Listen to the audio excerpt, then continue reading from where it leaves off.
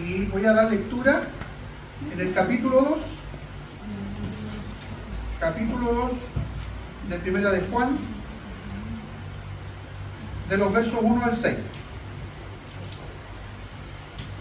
Primera de Juan, capítulo 2, versos 1 al 6. Dice así el Señor en su palabra: hijitos míos, les escribo estas cosas para que no pequen. Si alguno ha pecado, tenemos un abogado ante el Padre, Jesucristo el justo. Y Él es la propiciación por nuestros pecados, y no solamente por los nuestros, sino también por los de todo el mundo. Con esto podemos saber que lo conocemos, si obedecemos sus mandamientos. El que dice, yo lo conozco y no obedece sus mandamientos, es un mentiroso, y no hay verdad en él. El amor de Dios se ha perfeccionado verdaderamente en el que obedece su palabra, y por esto sabemos que estamos en él. El que dice que permanece en él debe andar como él anduvo. Vamos a tener una palabra de oración. Le voy a pedir a María Victoria que pueda guiarnos en oración para que el Santo Espíritu nos auxilie, y por supuesto a mí que tengo la responsabilidad de exponer la palabra. Oremos. Padre Celestial, gracias te damos, Señor, en esta mañana, este día tuyo, Señor, donde podemos venir a adorarte, Señor, y a alabar tu santo nombre. Te pedimos especialmente, Señor, en esta mañana para que tú guíes, Señor, a nuestro pastor, que tu Santo Espíritu, Señor, que está en él, Señor, sea guiando la palabra tuya, Señor, en esta mañana, y que nosotros, Señor, podamos ser buenos oidores, Señor, y poder aprender más de él. Te pido también, Señor, que tú nos mantengas atentos, Señor, a tu palabra y poder entender. Todo te lo ruego en el nombre de nuestro Señor Jesucristo. Amén. Amén. Bien, les recuerdo que la serie de verano, para que lo tengan en mente ustedes también, se llama Discípulos que aman, ¿ya? ¿Por qué discípulos que aman? Vamos a ver a medida que vamos avanzando en esta primera carta de Juan, cómo él toma como un aspecto central de la vida del cristiano, de la vida de los discípulos de Jesús, justamente el amor. Amar a Dios, pero también amar al prójimo, ¿ya? De alguna manera Juan lo que quiere hacer ver es que es necesario tener a propósito del Evangelio mismo, de lo que hace el Evangelio, una relación correcta, una relación restaurada primero con Dios, en ese sentido una relación vertical de amor primero de Dios hacia nosotros, y por tanto también de amor de los discípulos hacia Cristo, hacia Dios, pero también si eso se da como una prioridad, o sea, no como una prioridad, sino eso se da como algo básico y como algo fundamental, necesariamente se tiene que dar amor horizontalmente.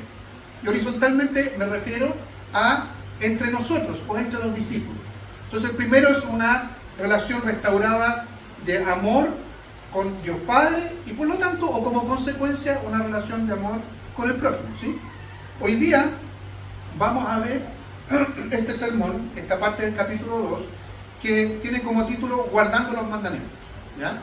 Se habrán dado cuenta que de eso está hablando una y otra vez aquí, ¿no es cierto?, en estos 6 versos Juan. Hace 2 domingos atrás comenzamos esta serie donde el primer mensaje, si ustedes lo recuerdan, si no se los voy a recordar, trató de cómo en el pensamiento de Juan, inspirado por el Espíritu Santo, Juan separa o discrimina a aquellos que son verdaderos discípulos de Cristo y a aquellos que no lo son. ¿Se acuerdan que yo les decía que generalmente la palabra discriminación nos suena a algo malo? Pero sin embargo, ¿no es cierto?, discriminar no siempre es malo, sino que aquí Dios recuerda, o el Evangelio mismo nos recuerda, que el Señor discriminó, y nos discriminó a nosotros para bien, porque nos eligió de entre mucha gente del mundo, nos llamó y nos escogió, y eso es discriminar, ¿ya? También, el domingo pasado, revisamos, en el segundo sermón, revisamos una de 4 pruebas, o de evidencias, o de cosas que hacen evidentes quiénes son discípulos de Cristo y quiénes no, a propósito de esto de ir discriminando. Y vimos que andar en la luz, y describimos qué significaba andar en la luz, ¿no es cierto? Andar en la luz es una de las pruebas de quién es discípulo o no de Jesús, ¿sí? Hoy día vamos a ver la segunda de esas 4 pruebas, y que es la que se hace de alguna manera o marca el relato acá de la segunda carta, que es obedecer sus mandamientos. Si la primera fue andar en la luz, la segunda prueba o la segunda evidencia de ser un discípulo de Jesús es obedecer sus mandamientos. Otra acepción de obedecer en la Biblia es guardar los mandamientos, ¿no? Guardar no significa tomar algo y meterlo en un cajón. Guardar, en el caso bíblico, guardar los mandamientos es obedecer a los mandamientos del Señor. Pero ¿cómo explica esto el texto? ¿Cómo lo explica Juan en esta carta? Él primero hace ver un par de ideas que están relacionadas, un par de verdades bíblicas que están relacionadas con esto de obedecer los mandamientos, que es el perdón de pecados, ¿no es cierto? Y la santidad, que se deriva en que una persona experimente el perdón de pecados, ¿ya? En los últimos versos del capítulo 1, si ustedes tienen la Biblia abierta allí, la voy a abrir otra vez. En los últimos versos del capítulo 1, ustedes pueden revisar allí.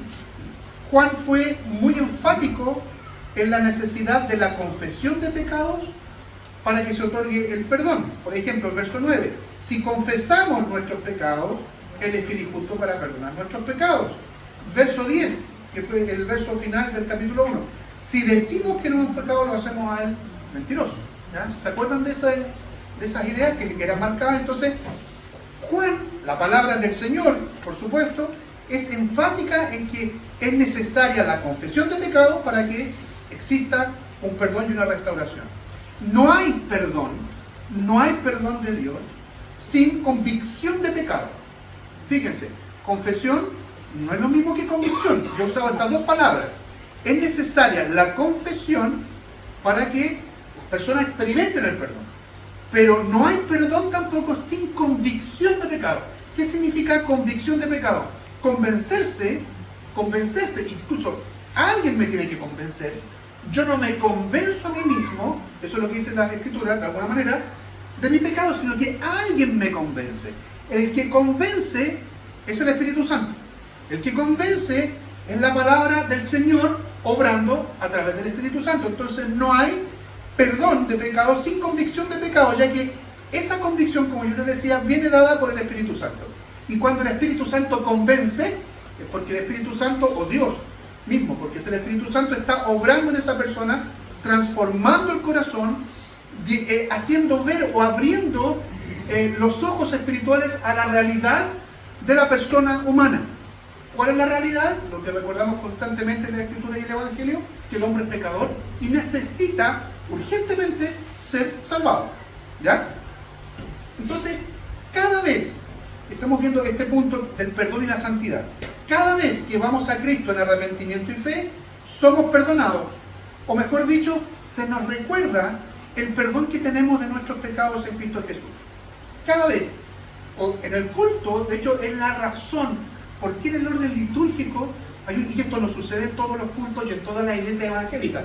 Los que han participado, los que hemos participado en culto en otras iglesias evangélicas, en otras tradiciones, no siempre está esta parte en donde en la liturgia, en el orden del culto, donde la iglesia ora y pide perdón al Señor por sus pecados. No está. ¿Por qué lo tenemos nosotros? Porque creemos que en la Biblia y en el Evangelio esto es fundamental en la relación con Dios, ¿no es cierto? Y en la relación también uno con otro. ¿Ya? Ahora, hay algunos malentendidos con respecto al asunto del perdón. ¿Ya? Lo que hemos dicho hasta aquí es lo que la palabra del Señor dice. Ahora, como nosotros somos porros, el hombre, ¿no es cierto?, generalmente tergiversa muchas cosas. Hay malentendidos o cosas que han sido trastocadas con respecto al asunto del perdón, que es algo glorioso, que es algo hermoso de experimentar. ¿Ya? Muchos tergiversan, por ejemplo, la gracia que tenemos en Cristo, pensando que no importa lo que hagamos, debido a que siempre seremos perdonados por un Dios que es fiel y justo para perdonar nuestros pecados. Y eso es un error. Voy a repetir y voy a tratar de hacer más entendible esto. Tergiversar la gracia. ¿Qué significa esto? La gracia es esta verdad bíblica en donde Dios perdona sin que esa persona que es perdonada lo merezca. Ninguno de los que hemos experimentado el perdón de Dios lo merecemos. Por eso que el Evangelio pone el centro no en la persona que recibe el perdón, sino que pone el centro en Jesús. Porque Jesucristo es el que otorga gracia. ¿Se acuerdan? Cada vez que el pastor, cualquier pastor, y yo al final, cuando terminamos el culto, entrego la bendición, hablo de la gracia que hay en Cristo. ¿Se acuerdan? El amor de Dios. ¿No es cierto? Primero, la gracia de Jesucristo. Bueno, la gracia de Jesucristo implica eso, que Jesús perdona los pecados. Dios perdona los pecados tuyos en Cristo Jesús, no porque lo merezcas, no lo mereces. Eso lo recuerda el Evangelio.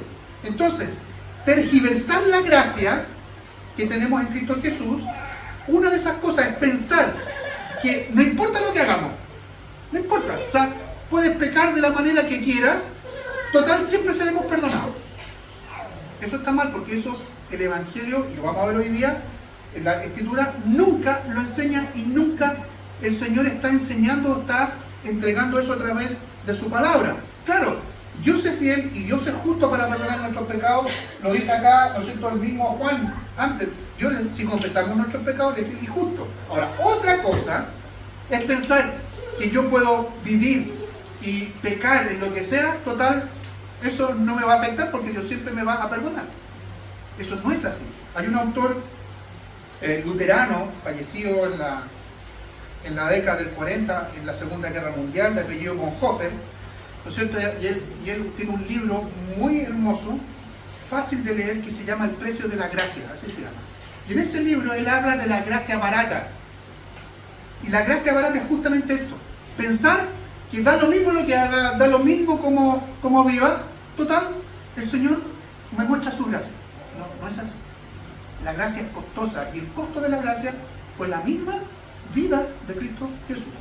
Entonces, si lo que está diciendo acá Juan, de alguna manera, cuando relaciona el perdón y como estamos viendo la santidad, está diciendo eso, ¿ya? Entonces, estos problemas existen cuando se tergiversa el Evangelio al final, o se tergiversa la verdad de la gracia, ¿ya? Juan se hace cargo de esta confusión, que muchos pueden tener. El verso 1, fíjense, del capítulo 2 dice: les escribo esto, ¿para qué? Para que no pequen. O sea, nos está diciendo acá, no importa, o sea, nos está recordando el Evangelio para decir, tranquilos, si ustedes pecan, van a ser perdonados, así que vivan como quieran. No, les escribo estas cosas para que no pequen. Yo sé que muchos están pensando aquí, chuta, pastor, pero yo predico todo el día, y a veces sin darme cuenta. ¿Ya? Vamos a ir avanzando y vamos a ver qué es lo que está enseñando aquí el Señor a través de Juan. Les escribo esto para que no pequen. Juan entiende, y nosotros por tanto debemos entender, que la nueva vida que los discípulos de Jesús experimentan le hace necesariamente no querer pecar.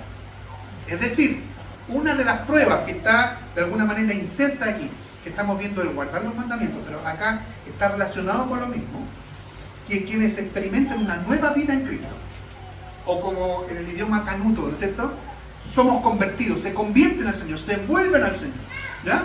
Eso implica necesariamente no querer pecar, luchar contra las tentaciones, o dicho de otra manera, odiar lo que Dios odia y amar lo que Dios ama, ¿ya?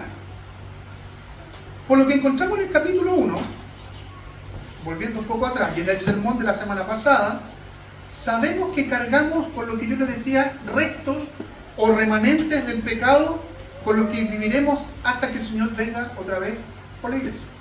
O sea, ninguno de nosotros está, o como yo digo muchas veces, no somos productos terminados, ¿sí? Pensando en un packing, ¿no es cierto?, en donde la fruta llega, se limpia, se encera mucho en la cajita y queda el producto terminado y se va, ¿no es cierto? Nosotros estamos en el proceso. Si usamos el idioma frutícola, estamos en el packing todavía, ¿ya? Y el Señor nos va tratando con nosotros. El Señor va puliéndonos, va encerándonos, nos va sacando brillo. Pero esto va a terminar, vamos a ser productos terminados cuando el Señor vuelva. Mientras tanto, hay cosas que aún están en nosotros, que son restos de pecado, con los cuales tenemos que luchar, ¿ya? Ahora, ese remanente de pecado hace justamente, o es uno de los culpables, no estoy quitándonos culpa a nosotros mismos, pero es uno de los culpables que nosotros tropecemos o pequemos en este lado de la eternidad, mientras no estamos con el Señor, ¿ya? Por lo mismo, no podemos decir, como dice el capítulo 1, verso 8, verso 10, que no tenemos pecado, ni tampoco que no hemos pecado. O sea, esa es la realidad, ¿ya? Es decir, estamos constantemente expuestos a pecar, pero eso no debemos tomarlo de manera liviana y decir, como yo les decía hace un ratito atrás, pequé porque soy pecador, pero sé que soy perdonado, así que no me preocupo. No.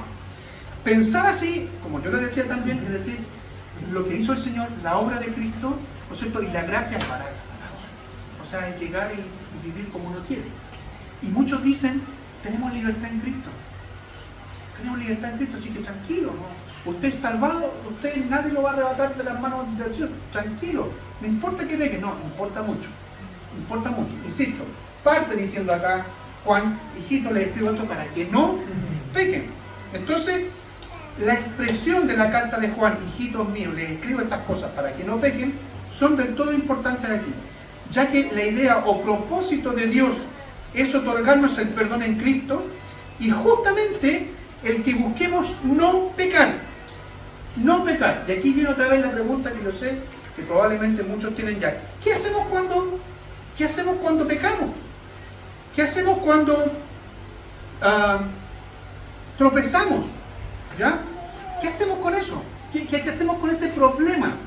Y yo pensaba en algo que yo he visto en algunos videos, pero lo puse aquí en pregunta, a propósito de esto, de buscar no pecar. ¿Ya? No sé si ustedes han visto cuando rescatan a un animalito de una fosa. Sacan al animalito y lo ponen afuera, y va corriendo y se cae otra vez a la zanja. ¿Ya? ¿O qué pasa cuando en un video, ¿no es cierto?, las personas son rescatadas del agua? Son salvadas, literalmente, del agua. Y esa persona pega unos tartaliones y vuelve a caer, no sé, del barco o de la orilla del muelle al agua otra vez. Bueno, eso es lo que lamentablemente le sucede al hombre en general. Le sucede al hombre y nos sucede a nosotros también.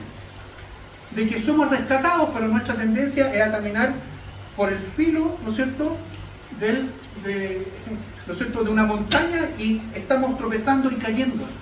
Entonces, ¿qué hacemos con eso? ¿Qué pensaríamos si esa persona o animal vuelve a ser imprudente, cae al río o cae al mar? Diríamos, está tontito. Está tontito, ¿no es cierto? ¿Cómo se le ocurre? Si lo sacaron y cae otra vez, ¿dónde mismo? Entonces, que busquemos una vida o un estilo de vida radicalmente distinto al que teníamos antes de tener una nueva y restaurada relación con Dios, es el propósito que Dios tiene cuando nos salva. El Señor no nos salva para que sigamos viviendo de la misma manera. El Señor no te rescató, no te salvó a ti para ponerte aquí en tierra firme y tú vas corriendo y te tiras otra vez al mar donde te vas a ahogar. El Señor no tenía el propósito y jamás ha tenido el propósito de salvar para que esas personas vuelvan a intentar morirse. No. ¿Ya? Eso se llama necedad, eso se llama lo que la Biblia llama necio, es lo que nosotros entendemos como estúpido. ¿Ya? Usando palabras que entendamos mejor. De hecho, cuando en la Reina Valera 60, en la epístola a los Gálatas, el apóstol le dice, Gálatas insensatos. Le está diciendo, oye, ustedes, le está diciendo a una iglesia, ustedes son unos estúpidos. ¿Quién le enseñó a vivir y a pensar de esta manera? Esto le está diciendo. Para que sepan que alguna vez los pastores de repente podemos salirnos de las casillas y decirle a una persona, eres un estúpido. ¿Ya? No lo voy a hacer con ustedes todos. Pero la idea entonces cuando Dios rescata es que nosotros, y para eso nos rescata el Señor, vivamos una vida distinta a la que estábamos viviendo antes. ¿Ya? Pero, ¿qué pasa otra vez si pecamos? ¿Qué pasa? La experiencia con cada uno de nosotros nos muestra que efectivamente pecamos. ¿Qué pasa cuando en nuestra debilidad caemos en la lucha contra nuestra propia maldad? ¿Qué pasa con esos restos de vieja criatura? ¿Qué pasa cuando pecamos? Hijitos míos, les escribo esto para que no pequen. Pero por otro lado la Escritura me está diciendo, vas a pecar. Indefectiblemente vas a pecar. Y aquí viene entonces el segundo punto. Primero hemos visto el pecado está relacionado con la santidad, perdón, el perdón de pecado está relacionado con la santidad. Somos perdonados no para vivir de la misma manera, somos perdonados para vivir como Dios nos dice que debemos vivir. Pero ¿qué pasa si pecamos entonces? Y la evidencia entre nosotros es que pecamos. ¿Qué pasa? Y ahí dice más adelante Juan en la carta que tenemos a alguien que nos defiende. Cristo nos defiende. O como dice aquí Juan, abogado tenemos. Tenemos un abogado que es Cristo. Juan recuerda que en estos eventos de debilidad, cuando los discípulos por un lado son zarandeados como trigo, como le advirtió Jesús a Pedro. Pedro, te advierto que va a ser zamarreado, ¿no es cierto? Como se zamarrea el trigo para sacar el grano. Pero termina diciendo esa parte, pero yo he rogado por ti para que tu fe no te falte, ¿ya? Entonces, ¿qué pasa cuando nos vemos envueltos en esos momentos en donde somos sacudidos por Satanás? O cuando cada uno de nosotros, como dice el apóstol Santiago, cada uno de nosotros, no apóstol, Santiago no, porque no era el apóstol el que escribe la carta, ¿ya? Cada uno es tentado cuando se deja llevar y seducir por sus propios malos deseos. ¿Qué pasa? ¿Qué pasa cuando pecamos de alguna de esas maneras? Tenemos a Cristo de nuestra parte como nuestro abogado, dice Juan, dice la palabra del Señor. ¿Y qué es lo que hace un abogado? ¿Qué hace un abogado? Que nosotros entendemos la palabra, ¿no es cierto? Entendemos la profesión o el oficio del abogado. ¿Qué es lo que hace? Representa a alguien ante el juez. ¿Para qué? Para demostrar su inocencia, cuando son inocentes, ¿no es cierto? Y cuando no son inocentes, cuando son culpables, para que la pena, para que el castigo sea lo más suave posible, ¿sí? Entonces, Juan está diciendo acá que tenemos, cuando pecamos, cuando tropezamos, cuando cedemos por lo débiles que somos y pecamos, tenemos a alguien que está a nuestro lado, porque esa palabra abogado va más allá de esta idea del que nos representa, porque en el original, hermosamente, hermanos, aquí está usando la palabra paracleto, que nosotros sabemos que se ocupa para el Espíritu Santo, ¿no es cierto? Bueno, Juan está diciendo acá que tenemos un paracletos a nuestro lado, alguien que está acompañándonos en ese momento, ¿ya? Cristo entonces no es un simple abogado. Cristo no es alguien que nos está representando de una manera, ¿no es cierto?, especial, entre comillas, ante el tribunal de Dios. Sí, usa y hace esa función. Pero Cristo es más que un abogado. Cristo es la persona divina que nos consuela en nuestros sufrimientos. Y se hace parte de quienes defiende porque son parte de su cuerpo. Entonces, no es alguien ajeno, voy a buscar un abogado, el mejor abogado que me represente. No, es parte de ti mismo. Acuérdense que la Escritura, ¿qué nos dice? Nos dice que Cristo es la cabeza y nosotros somos el cuerpo, el resto del cuerpo. Por lo tanto, en ese sentido, tenemos una persona que es más que un simple abogado, y que está al lado de nosotros, consolándonos en ese sufrimiento. Y aquí, ¿el sufrimiento cuál es? El sufrimiento no es haber perdido la pega, el sufrimiento no es una, ¿cómo se dice? Vulgarmente no significa que sea una palabra mala, que voy a decir, una desilusión amorosa. El sufrimiento aquí no tiene que ver con que chuta quedé repitiendo o que me fue mal en la universidad. No, el sufrimiento aquí tiene que ver con haber pecado. Con haber pecado. El verdadero arrepentimiento, a propósito del perdón que hablábamos antes, y que es necesario el arrepentimiento, el verdadero arrepentimiento por el pecado viene con sufrimiento, ya que el verdadero discípulo entiende y conoce que la santidad de Dios ha sido ofendida. ¿Se acuerdan que vimos en el capítulo, en el punto anterior, el perdón está relacionado con la santidad? ¿No es cierto? Ya. Este abogado que nos defiende, que es más que un abogado, que el que nos acompaña y nos consuela, ¿por qué? Porque sabe que sufrimos. Y esta es una marca, o es una evidencia de que eres un discípulo de Cristo. Si cada vez que pecas sufres, si no sufres, estás en un problema. Es lo más probable que no seas un discípulo de Jesús. Entonces el verdadero arrepentimiento por el pecado viene con este sufrimiento, porque se entiende que la santidad de Dios ha sido ofendida. El verdadero discípulo no solo tiene en ese sentido un conocimiento intelectual, porque mucha intelectual de Dios estoy diciendo, o intelectual del Evangelio, porque hay muchos cristianos entre comillas lo voy a poner, muchos cristianos y dicen, no, es importante participar de la iglesia, es importante participar del culto. ¿Para qué? Para conocer más de Dios. Pero si es conocer más de Dios y no conocer a Dios, eso solamente es un conocimiento meramente intelectual, es como ir a la universidad y aprender de cualquier tema. Hermanos, para que ustedes sepan, hay hasta el día de hoy, esto se da mucho más en Europa que en países sudamericanos como en Chile. Hay pastores, hay teólogos, hay personas que imparten en seminarios, cátedras, que no son cristianos. Solamente tienen conocimiento de la Biblia, pero un conocimiento intelectual, ¿ya? Entonces, lo que estoy diciendo acá es que el verdadero discípulo no solo tiene un conocimiento intelectual de Dios, sino que tiene una comunión con Dios. Y esa comunión con Dios, ¿no es cierto?, se evidencia en que existe sufrimiento, en que existe dolor, ya que esa comunión está dada por ser parte del cuerpo de Cristo. Y ese dolor, insisto, tiene que ver con que fallé, con que tropecé, con que pequé. Y entiendo que ese pecado, como yo lo decía, ofende la santidad de Dios. Y además, ese mismo pecado, el 99,9% de las veces, rebota en afectar a la iglesia, a mi prójimo, a mi hermano. Entonces, en este dolor, es en esta frustración, en este sentimiento de fracaso por caer en algún pecado, en que Cristo actúa como el Paracletos, como el Consolador. Esta tarea de Cristo en nuestro favor tiene un carácter legal, ¿ya? Porque el abogado, ¿no es cierto?, que está al lado, como decíamos, tiene un carácter legal, ¿ya? Sin embargo, la Escritura en la carta da un paso más allá y nos presenta otra faceta de Cristo en favor de sus elegidos, que es de carácter sacrificial. Primero un carácter legal, abogado, el que está al lado, el que nos consuela además, pero también de un carácter sacrificial. ¿Qué significa esto? Sí, Cristo es nuestro abogado, pero también dice Juan acá, es la propiciación, el verso 2, es la propiciación por nuestros pecados. Es una palabra extraña muchas veces. ¿Qué significa propiciación? Estrictamente, la propiciación apunta a satisfacer la justa ira de Dios.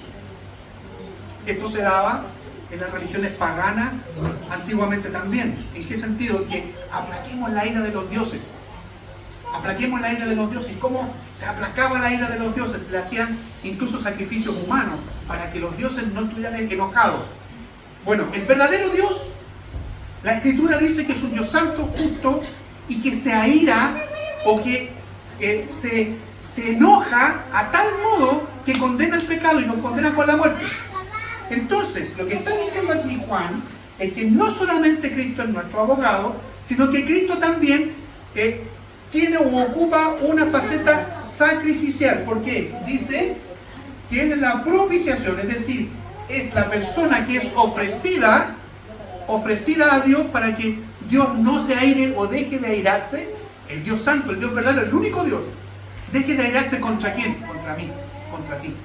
¿Y qué es lo que hace Dios? Él mismo entrega, ¿no es cierto?, como entregaba en el Antiguo Testamento el animalito, el cabrito, el cordero, dice yo entrego a mi Hijo Jesús, a Jesucristo. Entonces dice Juan acá, no es solamente el abogado, sino que es la propiciación por nuestros pecados. ¿Qué es lo que merecías? Recordando el Evangelio, juicio de Dios, la ira de Dios. ¿Y qué es lo que hace Dios?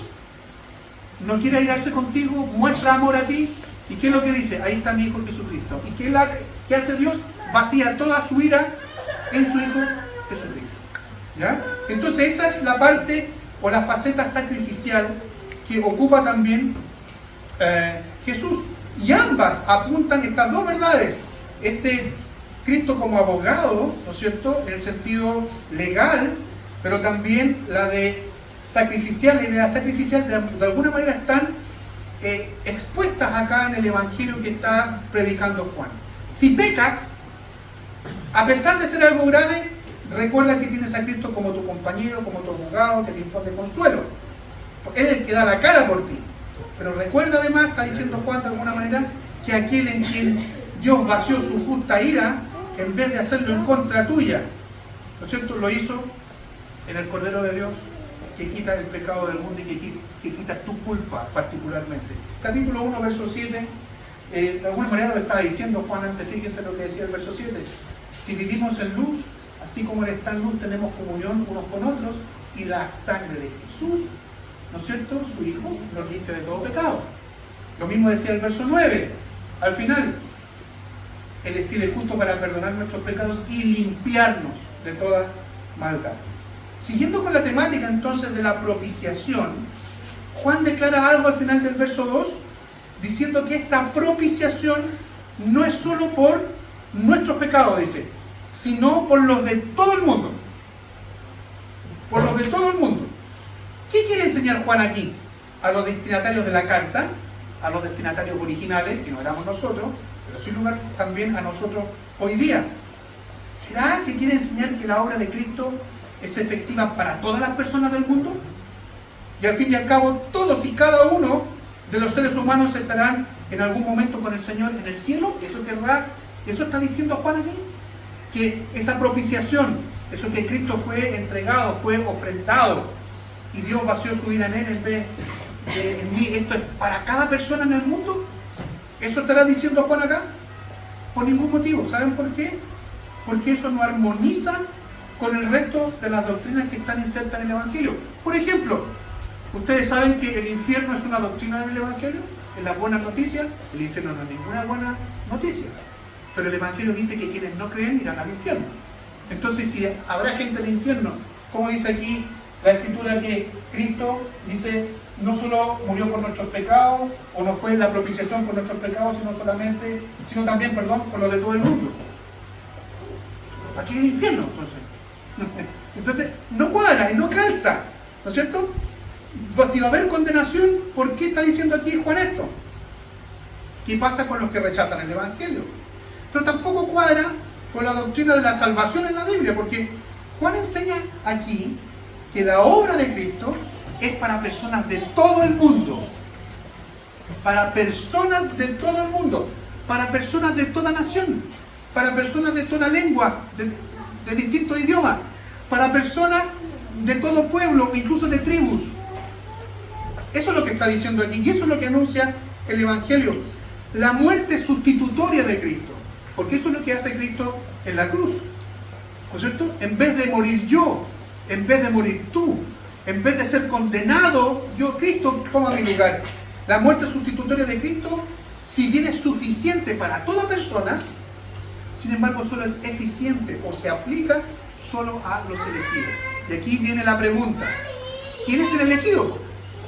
¿Quiénes son los elegidos? Y estamos viendo hoy día una de las 4 pruebas de quienes son discípulos de Cristo han sido elegidos. La primera la vimos la semana pasada, andar en luz, y ya vimos lo que significaba eso.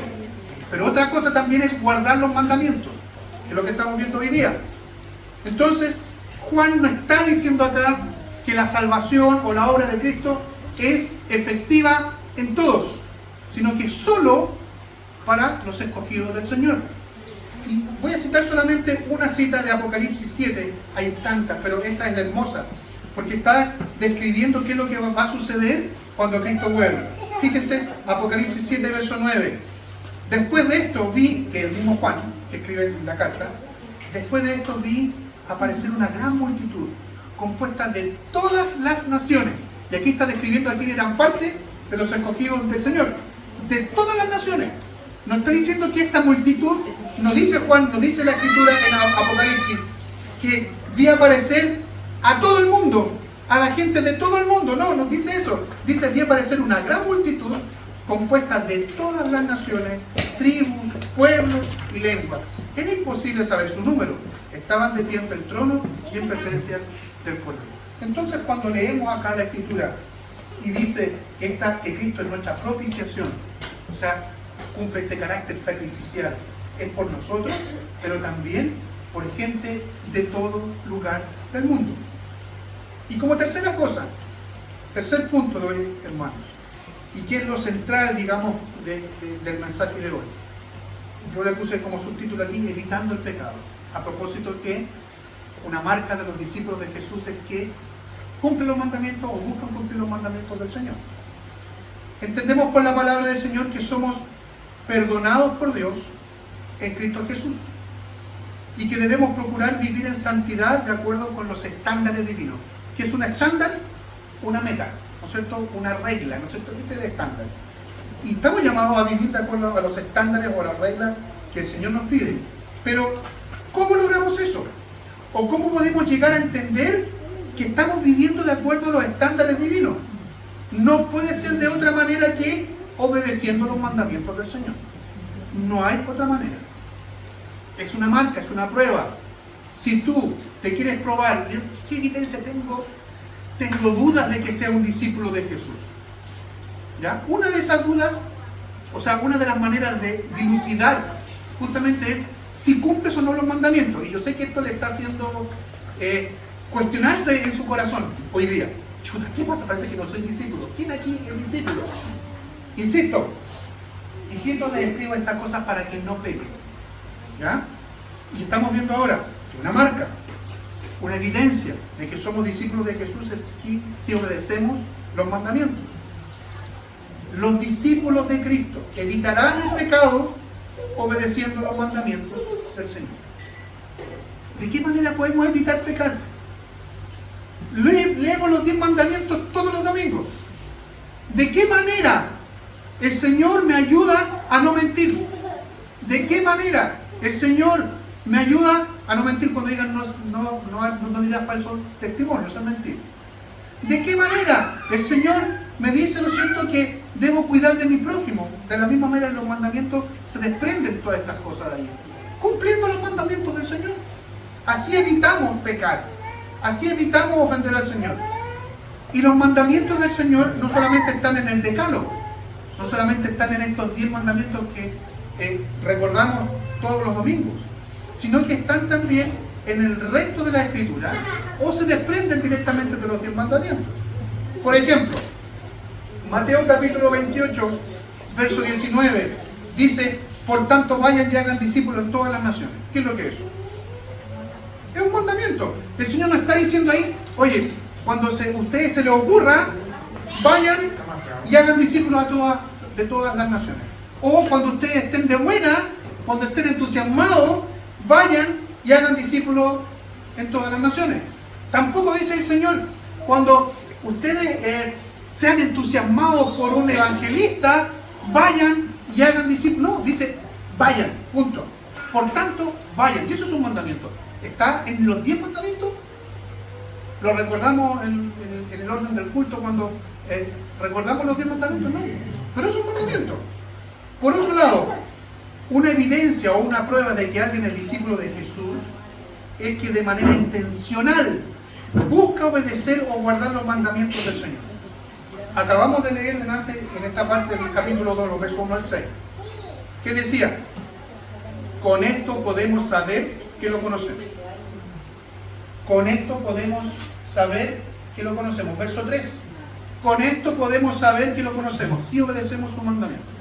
Ahora, este conocer, como yo les decía, este conocer no tiene que ver con conocer a Dios.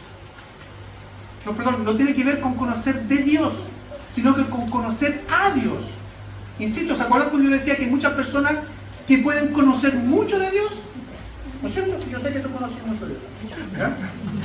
Hay muchas personas que pueden conocer mucho de Dios, pero otra cosa es conocer a Dios, porque conocer a Dios implica intimidad, implica una relación, ¿ya? Entonces, no tiene que ver, insisto, con una cuestión meramente intelectual, sino con una experiencia de relación con Dios, con una experiencia de intimidad con Dios. Y eso es lo que tienes que probar en tu corazón. ¿Tú sabes de Dios? ¿O vienes al culto porque quiero conocer de Dios? ¿O estás constantemente buscando, no solamente el día domingo, sino que cada día en relación con los hermanos, conocer a Dios, conocer más a Dios? Ese es el propósito que Dios tenía también con salvarte y con llamarte a ser su hijo, tener una relación contigo. No es hacer números, no es que yo quiero, vengan para acá, estos son míos. No, es tener relación, ¿ya? Y de eso trata el Evangelio también. Por eso Juan exhorta en el verso 4 diciendo que cualquiera que asevere o cualquiera que afirme que tiene intimidad con Dios y que tiene una nueva y restaurada relación con Él y no obedece, o no guarda, o no busca cumplir sus mandamientos, es un mentiroso. ¿Ya? Verso 4. El que dice yo lo conozco, ese conocer, insisto, no tiene que ver con aprender o saber de Dios, sino que tiene una relación. Podríamos leer, hacer una paráfrasis, ¿no es cierto?, hoy día en el verso 4. Aquel que dice que tiene intimidad con Dios y no obedece sus mandamientos es un mentiroso. No hay verdad en él. La mentira está en que realmente no tiene comunión con Dios esa persona. Como antes dijera el mismo Juan, esa persona se está engañando a sí misma. ¿Se acuerdan que vimos cómo una persona podía engañarse a sí misma? Se engañó a sí mismo porque dicen que no han pecado, por ejemplo. ¿Ya? Su vida espiritual es una farsa. Su vida es una mentira. Y hermanos, déjenme decirles que esto puede suceder dentro de la iglesia hoy día. Incluso dentro de la misma congregación. No sería algo plausible, algo verdadero, la famosa parábola del trigo y la cizaña. El trigo y la cizaña enseña que la iglesia está compuesta, por trigo y por cizaña. Por trigo y por cizaña. Las cizañas son personas que están ahí, se están engañando a sí mismas, incluso pueden aparentar ser trigo. Por eso es que la cizaña, esa es lo hermoso de la enseñanza de Jesús, porque Jesús decía, la cizaña se parece mucho al trigo. Sí, mucho trigo. Entonces, ahí está creciendo. Bueno, esto nos está hablando de algo similar. Hay personas que creen y se están engañando a sí mismas, creen que tienen una relación con Dios, pero en realidad saben de Dios. Saben incluso muchas cosas. Podrían recitar textos completos. Podrían incluso predicar el Evangelio, verbalizar de una manera coherente el Evangelio. Pero no son discípulos de Cristo. Como digo, su vida espiritual es una farsa, es una mentira. Por eso en el siguiente verso, en el verso 5, Juan expresa lo que expresa. En sencillas palabras dice que el amor de Dios se hace evidente en la obediencia. El amor se ha perfeccionado, dice, o el amor se ha completado. Dios no demanda de nosotros otra cosa que obediencia para decir o para que podamos afirmar que lo amamos. Eso es lo que está diciendo el verso 5. De hecho, el Evangelio de Juan capítulo 14 habla de esto. Si me aman, obedezcan mis mandamientos. Jesús dice, ustedes me aman. Ustedes quieren que otros sepan que me aman. Y ustedes quieren saber además que me aman si guardan mis mandamientos. Fíjense lo que nos dice en esta misma idea el Antiguo Testamento, en el libro de Samuel, capítulo 15, el verso 22. Dice así, Samuel le contestó, y le estaba contestando en este caso al rey Saúl. Estaba discutiendo con Saúl. ¿Y crees que el Señor le gustan tus holocaustos y ofrendas más que la obediencia a sus palabras? Entiende que obedecer al Señor es mejor que ofrecer sacrificios y que escucharlo con atención es mejor que ofrecerle la grasa de los carneros. Está exactamente en armonía ese texto con el que estamos viendo hoy de Juan. Le estaba diciendo a Saúl y estaba reprendiendo al rey Saúl. Oye, ¿tú crees que haciendo lo que hace, eso le agrada al Señor? El Señor está hasta aquí contigo, está atragantado contigo. Lo que quiere el Señor es que tú lo obedezcas. Y tú, Saúl, lo que estás haciendo una y otra vez es no obedecer al Señor, no obedecer los mandamientos del Señor. Y quiero recordarles también en Isaías, que quizás es un texto que conozcan o que recuerden mejor. En el capítulo 1 de Isaías, los versos 11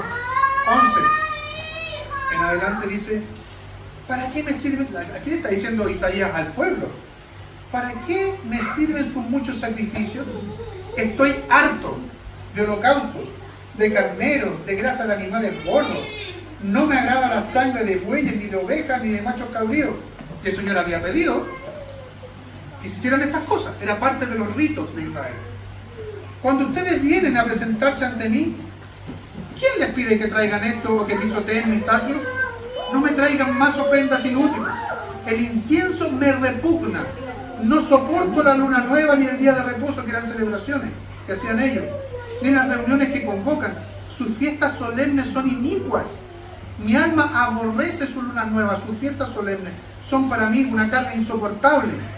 Cuando ustedes tiendan las manos hacia mí, yo apartaré de ustedes mis ojos.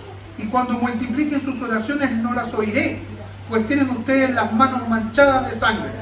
Lávense, límpiense, aparten de mí su vista, sus malas acciones, dejen de hacer lo malo y aprendan a hacer lo bueno. ¿Qué está diciendo? ¿Qué le estaba diciendo aquí a través de Isaías, Dios al pueblo? Obedezcan, obedezcan. Al final de este verso 5, Juan vuelve a insistir entonces en que los actos de obediencia son una prueba de que estamos en Cristo o que nuestra relación con Dios es verdadera. Por último, remata su discurso y la idea expresada en esta parte de la carta, que estar en Cristo o permanecer en Cristo o tener una relación verdadera con Dios por medio de Cristo es evidencia en vivir o buscar de manera consciente vivir con Él. Y son las últimas palabras que está aquí, ¿no es cierto?, en la primera carta de Juan, en el verso 6. El que dice que permanece en Él debe andar como Él anduvo. ¿O qué significa esto? Si tú dices amar a Cristo, ¿no es cierto?, debes vivir como Él vivió. ¿Cómo vivió Cristo? Obedeciendo a su Padre, obedeciendo los mandamientos. ¿Hay algún mandamiento que Cristo no haya guardado, no haya obedecido? Ni uno, ninguno. ¿Por qué? Porque lo hizo perfectamente, para que yo no esté puesto en eso. Ahora, para practicar y para cerrar todas estas ideas, hermanos, y para poder tener algo concreto, algo con lo que ustedes se queden. La verdad bíblica que está contenida en las buenas noticias del Evangelio indica que no hay, como dice Romanos 8, no hay ninguna condenación para quienes están unidos a Cristo Jesús. Ninguna. No hay condenación. Si Dios te perdonó, si Dios transformó tu vida, no hay ninguna condenación por aquí. ¿Ya? Pero esto no implica que la persona que ha sido salvada, que tiene una relación con Dios por medio de Cristo, pueda o tenga libertad para vivir según sus propias ideas. No. Si has sido salvado, como hemos visto, ¿no es cierto?, tú vas a comenzar a experimentar una nueva vida porque Dios va a estar trabajando en ti para eso. ¿Ya? Si no hay esa nueva vida, eso sería un muy buen indicativo de que no eres un verdadero discípulo de Cristo. En palabras de Juan, lo que vimos ahora, eres un mentiroso. Así, por otro lado, como la mejor manera que los hijos muestran su amor a sus padres es por medio de la obediencia, ¿o no? ¿Y oye? Cuando dice, mi hija me ama, es cuando, ¿no es cierto?, la chiquilla dice, sí, mamá, lo voy a hacer. Qué rico para un papá cuando los hijos son obedientes, ¿verdad? Y qué triste es cuando desobedecen.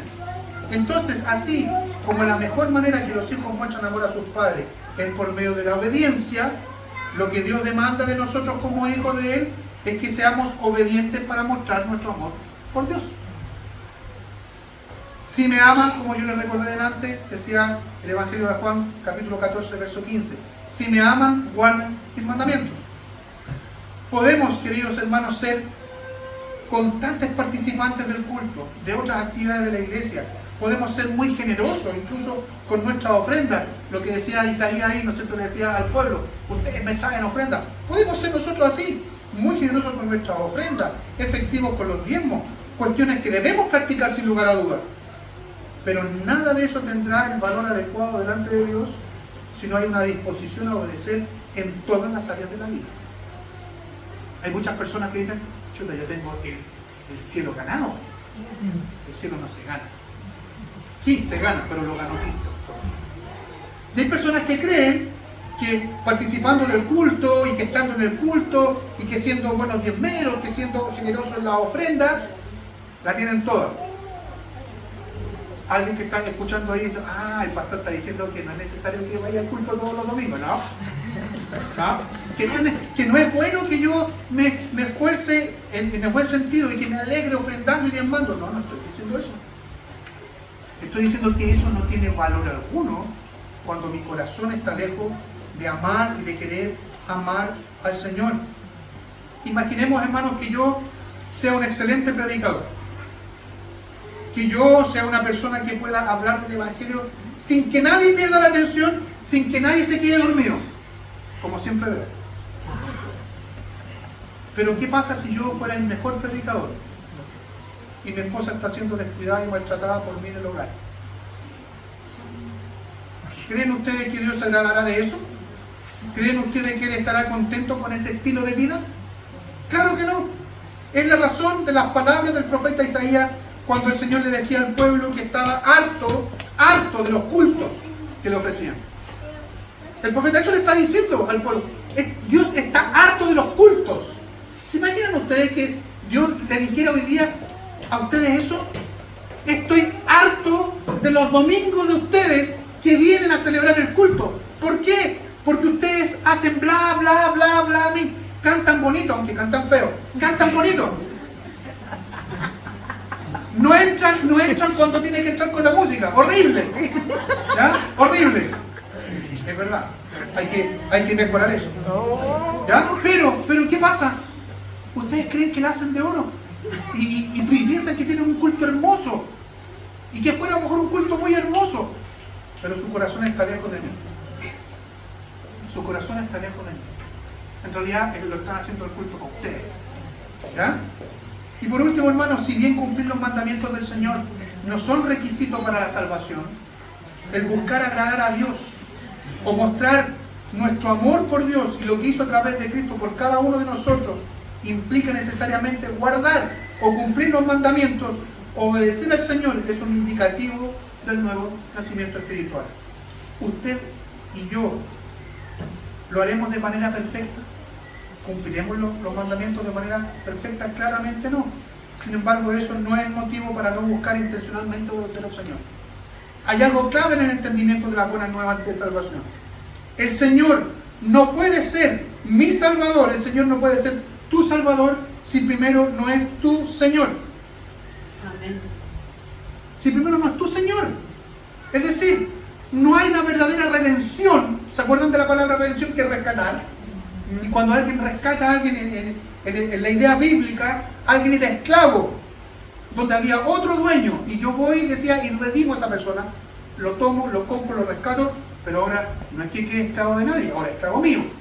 Y eso hizo Cristo con nosotros, nos redimió. Ya no somos esclavos del pecado, somos esclavos de Cristo. Y los esclavos, ¿no es cierto?, le decían Señor a su Señor. Por eso que Cristo no puede ser tu Salvador si primero no es tu Señor. Y uno le hace caso. Los esclavos le hacían caso a su Señor. ¿Sí? Por otro lado, es importante entender el orden en que se nos entregan los mandamientos, porque hablamos hoy día de los mandamientos. El Señor no dijo, y el Evangelio no dice, cumple los mandamientos para que yo te salve. ¿No? Más bien el Evangelio dice, como te salvé, ahora cumple mis mandamientos. ¿No hizo lo mismo con el pueblo de Israel en Egipto? ¿Cuándo le entregó los mandamientos? ¿Se los entregó cuando estaba en Egipto? No. Los sacó, los redimió, los sacó de Egipto, los rescató, los dejó, los hizo libres, pero libres para Él. Y cuando estaban en el desierto les entregó los mandamientos. Lo mismo hizo con nosotros. El Señor nos salvó y nos dice ahora cumple mis mandamientos. Allí hay vida. Allí hay vida. Hermanos, que el Señor nos ayude, que el Señor nos auxilie con su Espíritu Santo para buscar amarlo y obedecerlo. Obedecerlo, cumpliendo o guardando sus mandamientos. Oremos.